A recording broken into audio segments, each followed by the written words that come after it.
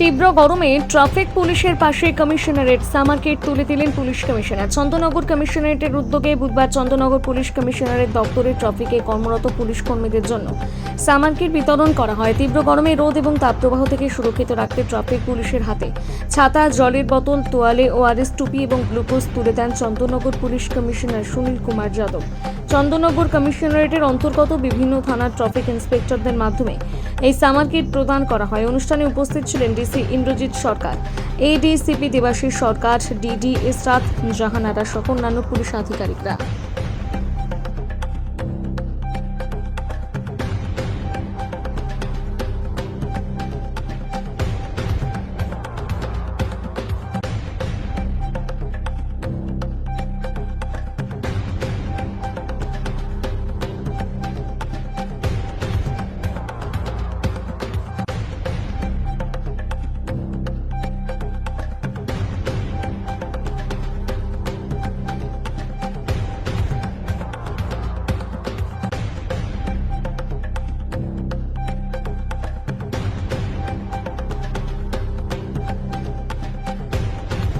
আজকে আমরা চেষ্টা করেছি যাতে আমাদের যারা চিত্র থেকে শুরু করে উত্তরপাড়া দারুপুরি ট্রাফিক আমাদের traffic constables, traffic officers, ASI, arm sub inspector, unarm sub inspector, যারা সবাই ট্রাফিকে ডিউটি করেন, বিভিন্ন বিট পয়েন্টে ডিউটি করেন, অনেক গরমে ডিউটি করছেন, তাদের জন্য আমরা ওয়াটার বটল, ওআরএস, ছাতা, মিনিমাম যা মানে যেটা আমাদের করণীয় থাকে সেটা আমরা আজকে ওদেরকে দিচ্ছি, যাতে ওরা সুষ্ঠুভাবে এই গরমের সময়ে ডিউটি করতে পারে, ভালো করে দাঁড়াতে পারে ডিউটি, আর মানুষের পরিষেবা দিতে পারে,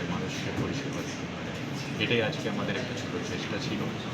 এটা আমরা ফার্স্ট লটে করেছি, এরপরে আমাদের আরও একবার আবার করতে হবে। সেটা আমরা আগামী দিনে প্ল্যান করে আপনাদেরকে আবার জানিয়ে দেবো। এটা পুরো কমিশনারেটেই পুরো ট্রাফিকে দেওয়া হলো।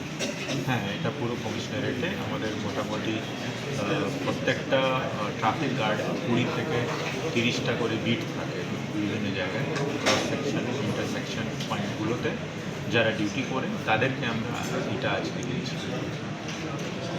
Thank you. হেলমেট, তো হেলমেটটা মানে সেই নিয়ে ইমপ্রুভমেন্ট কিছু হচ্ছে কি? মানে দেখুন, যখন ইলেকশনের সময় আমি কমিশনারেটটা জয়েন করেছিলাম, আমি বিভিন্ন রাস্তায় গিয়ে দাঁড়িয়ে 10টা গাড়ি চেক করে র্যান্ডামলি পেয়েছিলাম, হয়তো একজন কেউ হেলমেট পরছিল, বা কখনো কখনো আমি দেখেছি 10 জনের স্যাম্পলের ভিতরে 10 জনই হেলমেট ছাড়ছিল।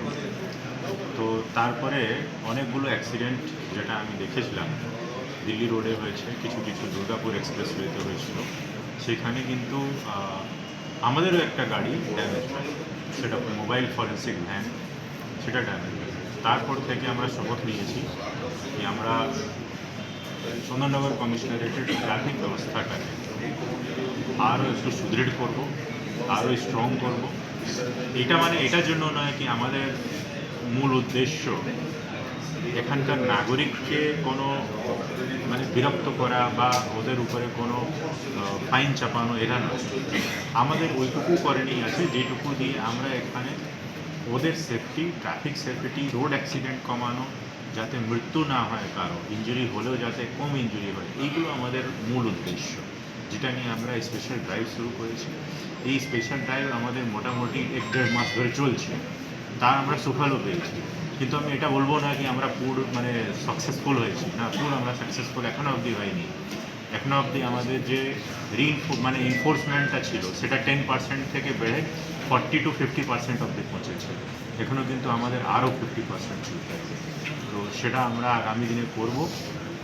আমরা আশা করি কি মানুষ নতুন সরকারের এইখানে এমনি আইনের ওটা নিয়ে একটু কড়াকড়ি আছে, মানুষ আইন ফলো করুক।